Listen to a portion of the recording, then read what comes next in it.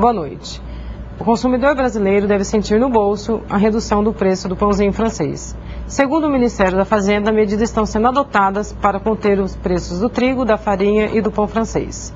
E ainda hoje, você confere tudo sobre a Seconte, Semana de Moda e Comunicação da Unitoledo. O consumidor brasileiro deve sentir no bolso a redução do preço do pãozinho. Segundo o Ministério da Fazenda, medidas estão sendo adotadas para conter o preço do trigo, da farinha e do pãozinho francês. E ainda hoje você confere tudo o que aconteceu na Semana de Comunicação e Moda do Centro Universitário Toledo. Boa noite. O consumidor brasileiro deve sentir no bolso a redução do preço do pãozinho. Segundo o Ministério da Fazenda, medidas estão sendo adotadas para conter o preço do trigo, da farinha e do pãozinho francês. E ainda hoje confira tudo o que aconteceu na Semana de Comunicação e Moda do Centro Universitário Toledo. O consumidor brasileiro pode sentir no bolso a redução do preço do pão francês. Segundo o Ministério da Fazenda, medidas estão sendo tomadas para reduzir o preço do trigo, da farinha e do pão francês.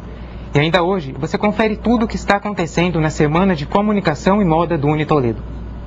Segundo o Ministério da Fazenda, medidas estão sendo adotadas na tentativa de reduzir o preço da farinha e do trigo, os principais ingredientes do pão. E ainda nesta edição você acompanha tudo sobre a 8ª Seconte, a Semana de Comunicação e Moda do Centro Universitário Toledo de Araçatuba. Boa noite. O consumidor brasileiro deve sentir no bolso a redução do preço do pãozinho.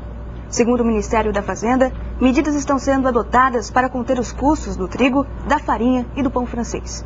E ainda hoje, você confere tudo o que aconteceu na Semana de Comunicação e Moda do Centro Universitário Toledo de Araçatuba.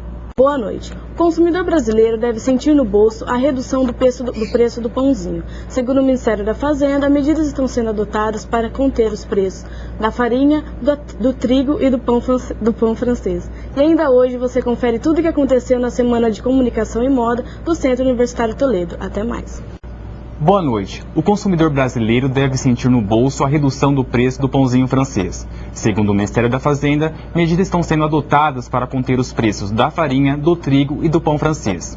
E ainda hoje você confere tudo o que aconteceu na Semana de Comunicação e Moda do Centro Universitário Toledo.